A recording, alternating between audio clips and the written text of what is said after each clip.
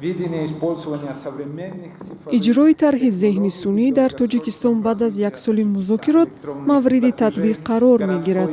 Шерали Кабир, вазири саноат ва технологияҳои нав, ва Азизҷон Азимӣ, роҳбари Академияи фановариҳои нави Таҷраб, созишномаи амалишавии тарҳи зеҳни сунъиро имзо карданд.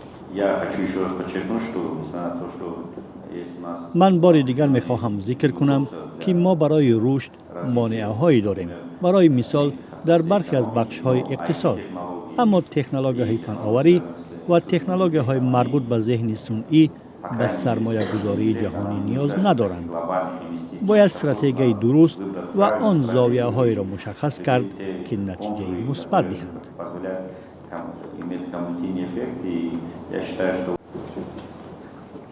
шӯрои зеҳни сунъӣ дар назди вазорати саноат ва технологияҳои нави Тоҷикистон соли гузашта ба фаъолият оғоз кард. ҳадафи тарҳи зеҳни сунъӣ мусоидат дар рушди иқтисоди кишвар унвон мешавад ва дар арсаҳои маориф, тандурустӣ, бонкдорӣ ва иттилоотиву мухобиротӣ истифода мешавад. агар масъалаи тандурустӣ гӯем мегар, яъне муайян кардани саратони бадан, яъне рак кожи, ин як разработкаи нав ҳаст, ки бачаҳои ҷавони мо 16 сола ҷавонони академияи мо онҳо таҳия карда истоданд. Яъне дар сатҳи таҳия аст. Инчунин дар соҳаи телекоммуникатсия муайян намудани мизоҷоне ки аз ширкат мераванд, яъне ҳамин шумо кейсҳоро бинед, агар дар он ҷо ҳам кейсҳои иқтисодӣ ҳастанд, ки мо онҳоро фурӯхта истодем ба ширкатҳо, ва ҳам иҷтимоӣ, ки мо онҳоро ройгон карда истодем.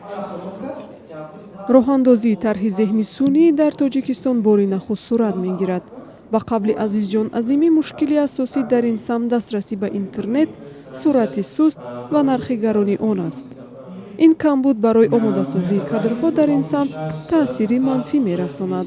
албатта мушкили бисёрам зиёд ҳаст, ки ин агар гӯем дар сатҳи зиндаи маориф, яъне баъзаи мактаби дар соҳаи информатика ҳоло қонеъ нест. Инро мо читар ният кардем, ки дуруст мекунем. Яъне мо нақша гирифтем, ки дар таҳияи стратегияи миллии зеҳни сунъӣ мо ҳаракат мекунем, ки дар сатҳи мактаби анемин модулҳои зеҳни сунъӣ дар дарси информатика ворид шавад. Ба ғайр аз ин, он мушкиле, ки ҳамаи мо бисёр хуб медонем, ин мушкили сифат ва нархи интернет. Тоҷикистон нахустин кишвар дар минтақаи Осиёи марказӣ аст, ки барои рушди зеҳни сунъӣ иқдомҳоеро рӯи даст гирифтааст. коршиносони соҳа аз ин иқдом истиқбол мекунанд.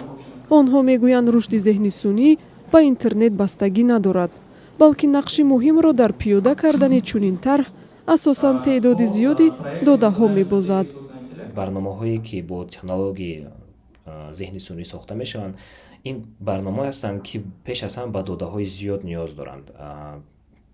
иттилоот ҳар қадар бисёр бошад, хусусан додаҳо, ҳамон қадар барномаҳои зеҳни сунъӣ метавонанд онро хубтар омӯзанд ва ба хулосаҳои мувофиқтар расанд.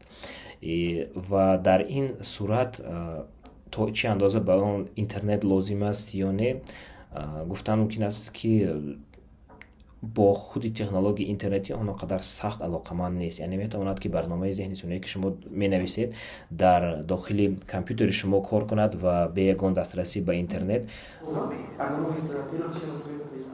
ба гуфтаи Гулов, низоми додаҳо иттилоотро таҳлил мекунад ва натиҷа мебарорад. зеҳни сунъӣ муайян месозад, то чӣ андоза додаҳо ба натиҷаҳои мушаххас алоқамандӣ доранд. аммо дар ҳоли ҳозир барнома дар марҳилаи роҳандозӣ шудан аст ва гуфта мешавад, мушкили дигар дар он аст, ки додаҳо бозу дастрас ва комил нестанд. барои такмили онҳо замон ва талошҳои зиёд дар назаранд.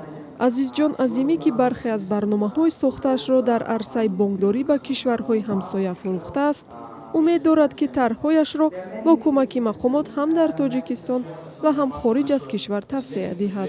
Нигораи Фазлиддин, Озодӣ, Душанбе.